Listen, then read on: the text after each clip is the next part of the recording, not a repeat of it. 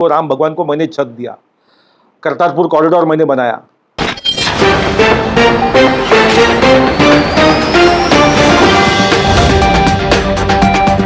नमस्कार भाइयों और बहनों, मैं आनंद एस जोनले 1994 से सुप्रीम कोर्ट में वकालत करता हूं और पूरे देश में पिछले 30 साल से मैं वकालत कर रहा हूं। और मैं जिनके ऊपर अन्याय होता है और अन्याय के खिलाफ लड़ने के लिए उनके पास पैसे नहीं होते, ऐसे लोगों के केसेस मैं मुफ्त लड़ता हूं। हालांकि कुछ दिनों पहले अप्रैल महीने में 9 अप्रैल को प्रधानमंत्री जी ने पिलीभीत में एक भाषण दिया था। वो भाषण में उन्होंने कहा था कि 500 साल से राम भगवान को छत नहीं था, उनको राम भगवान को मैंने छत दिया, करतारपुर कॉरिडोर मैंने बनाया, और जो लंगर गुरुद्वारे में लंगर दिए जाते उसके मटेरियल का जीएसटी मैंने हटाया। अफगानिस्तान से सिख धर्म के जो पवित्र ग्रंथ थे वो मैंने अफगानिस्तान से यहाँ लाए। इसके बदले में मंच पे बैठे हुए 4 कैंडिडेट लोकसभा के बीजेपी के, इनको वोट दीजिए। तो भाई और बहनों, मॉडल कोड ऑफ कंडक्ट के मुताबिक मैं आपको थोड़ा पढ़ के बताता हूँ। मॉडल कोड ऑफ कंडक्ट जो इलेक्शन कमीशन ने खुद उनके वेबसाइट पे दिया है, उसका ये प्रिंट आउट है और ये दिया गया था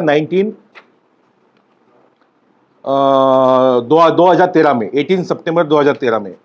इसमें मॉडल कोड ऑफ, देखिए डेट देखिए, 18 सितंबर 2013, deputy election commission, Vinod Zutshi, ठीक है। इसमें मॉडल कोड ऑफ कंडक्ट में number 3, model code of conduct for guidance of political parties and candidates, इसमें जनरल कंडक्ट नंबर 1, इसमें sub rule 3, there shall be no appeal to caste or communal feelings for securing votes, mosques, churches, temples or other places of worship shall not be used as forum for election propaganda.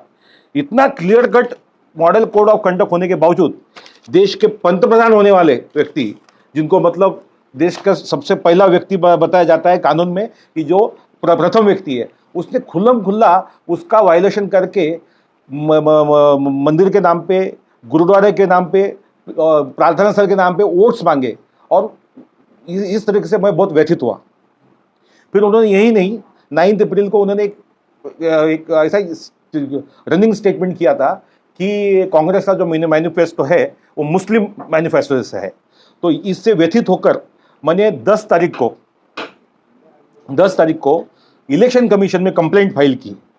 और आइए, election commission में complaint file की और 10 अप्रैल को मैंने election commission में complaint file करने के बाद मैं 5 दिन चुप बैठा। लेकिन आप लोग देखते होंगे कि 9 तारीख के बाद भी लगातार कल तक उनके भड़काऊ भाषण चालू है। तो भाई 15 अप्रैल को मैंने दिल्ली में हाईकोर्ट में व्यक्तिगत पिटिशनर मैं खुद था, वकील मैं खुद था, दिल्ली हाईकोर्ट में पिटिशन फाइल की थी। उसकी हियरिंग कुछ 22 तारीख को हुई, 22-23 तारीख को हुई।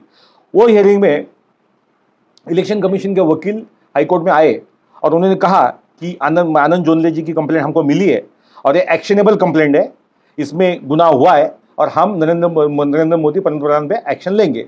तो कोर्ट ने हमें कहा कि इलेक्शन कमीशन उन पे एक्शन ले रहा है, तो कोर्ट का टाइम बर्बाद करने के बजाय आप इसको विड्रॉ करिए और हम डिस्पोज ऑफ करते हैं। तो हमने वो डिस्पोज ऑफ किया। लेकिन उसके बाद 21 अप्रैल को पंतप्रधान जी ने, मोदी जी ने सबसे भड़काऊ भाषण दिया, जिसमें उन्होंने कहा कि अगर कांग्रेस की सरकार आती है तो ये लोग घर घर में जाएंगे, औरतों के मंगलसूत्र छीनेंगे, लोगों के प्रॉपर्टी के डॉक्यूमेंट छीनेंगे, पैसा छीनेंगे और वो मुसलमानों को बांटेंगे। इसलिए फिर सुप्रीम कोर्ट में हमने एक, हमारी कलीग एडवोकेट है, एडवोकेट फतिमा अंसारी, ये निज़ाम के जो प्राइम मिनिस्टर थे उनके पोती है और ये supreme court women's lawyer association की प्रेसिडेंट है। आज उनकी तबीयत खराब है इसलिए आज यहाँ पे है नहीं है। उनके नाम से मैंने पिटीशन सुप्रीम कोर्ट में डाली और सुप्रीम कोर्ट में मैंने जब बहस की तो सुप्रीम कोर्ट ने हमको पहला सवाल पूछा कि क्या आप इलेक्शन कमीशन गए हो। तो हमने कहा कि सर हम तो इलेक्शन में, जो फतिमा मैडम थी उनके तो इलेक्शन कमीशन में कोई कंप्लेंट थी नहीं। तो हमने कहा कि नहीं गए सर। तो हमको सुप्रीम कोर्ट ने डायरेक्शन दिया कि पहले आप इलेक्शन कमीशन जाओ फिर हमारे पास आओ। तो उसके मुताबिक हमने 15 मई को इलेक्शन कमीशन में कंप्लेंट फाइल कर दी है और अभी इमीडिएटली अगले 2-3 दिन में हम लोग सुप्रीम कोर्ट में वापस ये पिटीशन फाइल करने वाले हैं। इसलिए मैं चाहता हूँ कि आप सबका मुझे इसका सहयोग मिले, ये लोकतंत्र बचाने की लड़ाई है। और जो भी मुझसे जुड़ना चाहता है, मेरा मोबाइल नंबर है 9920156506, 9920156506, और दूसरा मोबाइल नंबर है 9967818577।